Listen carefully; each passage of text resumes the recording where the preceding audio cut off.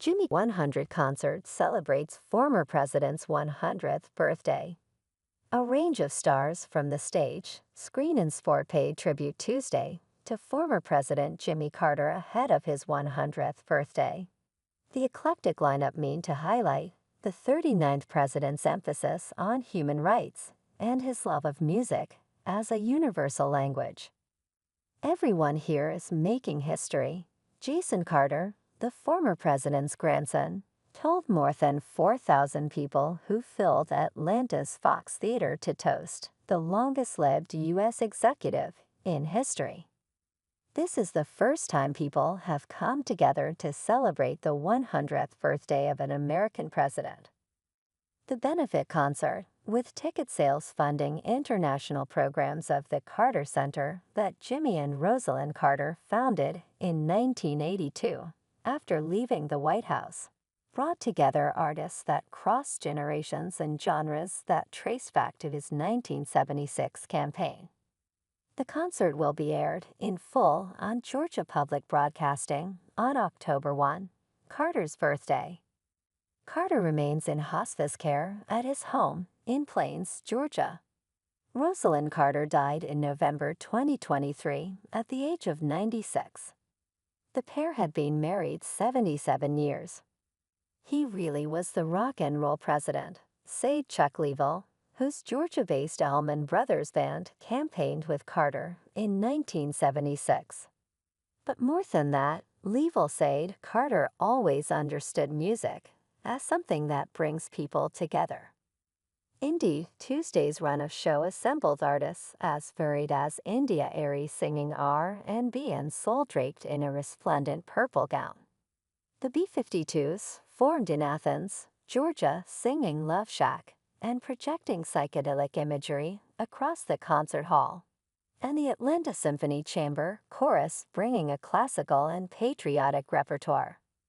Former President Barack Obama, known for releasing his summer playlists on social media, marveled at the range. "Now I have another reason to respect you," Obama said in a video message. He has got great taste in music.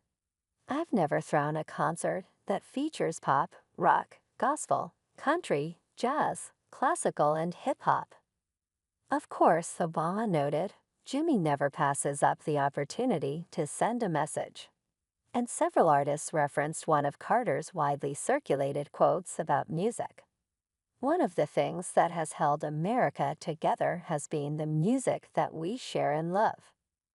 Leavell took the stage multiple times Tuesday, reprising music he played and sang almost 50 years ago, when Carter, then an underdog former Georgia governor, outpaced better-known Democrats to win his party's nomination and the presidency in the wake of the Vietnam War and the Watergate scandal. Music was such an important part of his political legacy. Jason Carter told the Associated Press, "The Allman Brothers helped get him elected. Willie Nelson helped get him elected. He truly believed that. When he was coming out of the South, running for President of the United States, the Allman Brothers and some of these other folks were really announcing this new South that was turning the page on the days of segregation. Their lyrics, their whole vibe." The younger Carter continued. He used that to connect across generations. Leavell traced Carter's love of music to his upbringing in church. The former president has written about his early church experiences, including visiting a Black congregation near his home just outside Plains. Carter recalled being more captivated by the music there than what he heard in his all-white congregation. At the Naval Academy, Leavell noted Carter and one of his friends would buy classical recordings of the same pieces to study how music can be interpreted differently.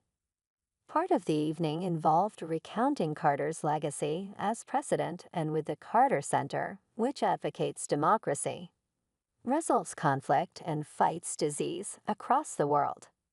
Hannah Hooper, a lead singer of the alternative rock band group Love, praised Carter for dramatically expanding nationally protected parklands, most of it in Alaska.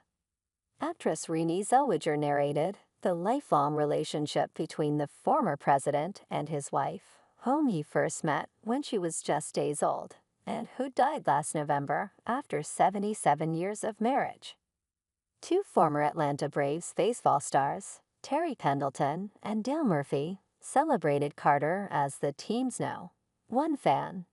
They recalled what it was like to play with the Carters sitting in a field-level box, and they presented the former president's great-grandsons with a Braves jersey to give their great-grandfather. The jersey number 100. Bernice King, the daughter of slain civil rights icon Martin Luther King Jr., recounted Carter's relationship with her family. He was close to her mother, and her grandfather was instrumental in Carter's 1976 election. Though Carter was not actively involved in King Jr.'s work, Bernice King thanked the former president for publicly crediting her father for his indirect role in Carter's political rise. Without the successes of the civil